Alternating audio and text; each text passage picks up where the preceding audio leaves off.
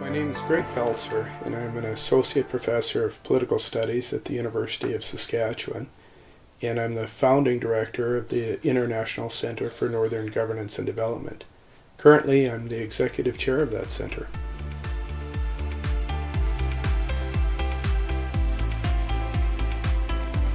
Circumpolar North faces some enormous challenges and, along with it, some enormous opportunities.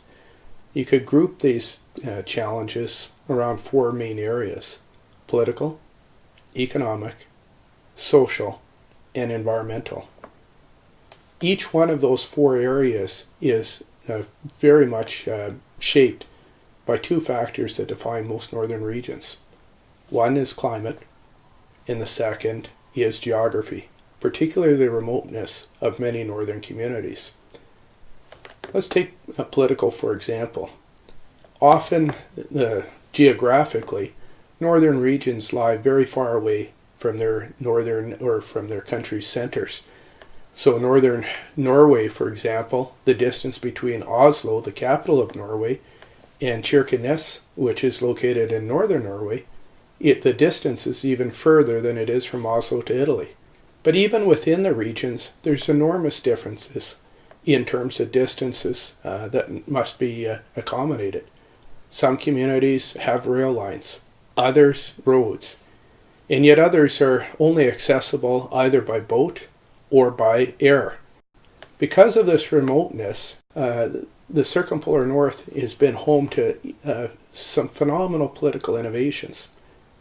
In northern Norway, where the most northern county, Finnmark, which is the land is predominantly owned by the state, they've come up with a very innovative co-management governance system that can accommodate the local residents as well as the indigenous local residents of that county in decision-making around land use planning.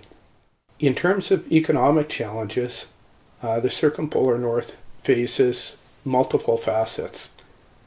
Of course, distance again becomes a very important challenge when you're thinking about moving natural resources, for example, to markets that may be thousands of kilometers away. But you also have the backbone of a modern economy, especially a knowledge economy, which is highly dependent on such things as the internet. With huge distances between communities, it becomes very expensive on a per capita basis to set up basic transportation and communications infrastructure networks. That remains a challenge. And often the North sometimes has to be on the cutting edge of technological innovation and adaptation so that it's able to remain competitive in a global economy. The other challenge is the demand on global resources. This pushes pressure on development and trying to get development going, but also on the same hand, how to manage it in a sustainable way so that the environment is regulated and proper stewardship of the environment remains.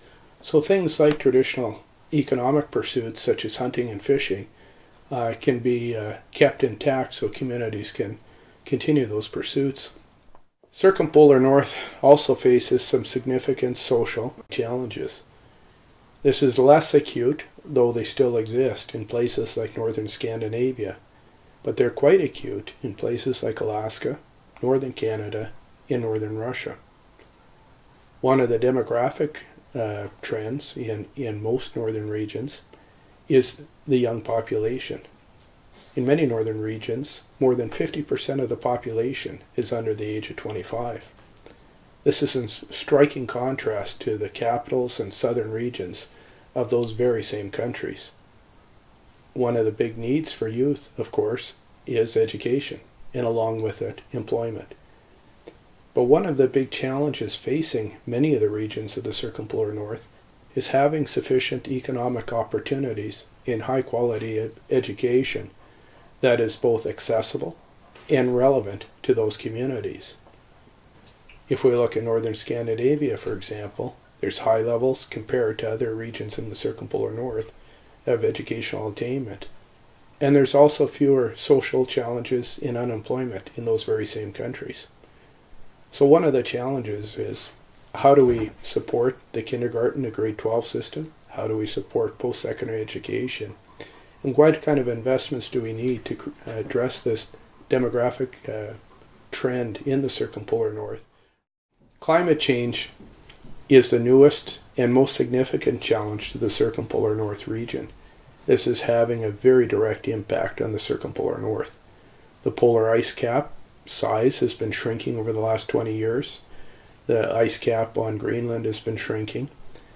But not only are we getting that warming effect that's having an impact, for example, on animals such as polar bears and having a sufficient ice flow and impacting the diversity and distribution of wildlife species across the circumpolar north, but it has also impacts that are anthropogenic. And one of them is in transportation. In the past, we had ice roads that could be depended upon. Now, with a shorter winter season, earlier spring breakup, and later fall freeze-up, those ice roads in the period of time they operate are becoming shorter. Other areas, housing, built on permafrost.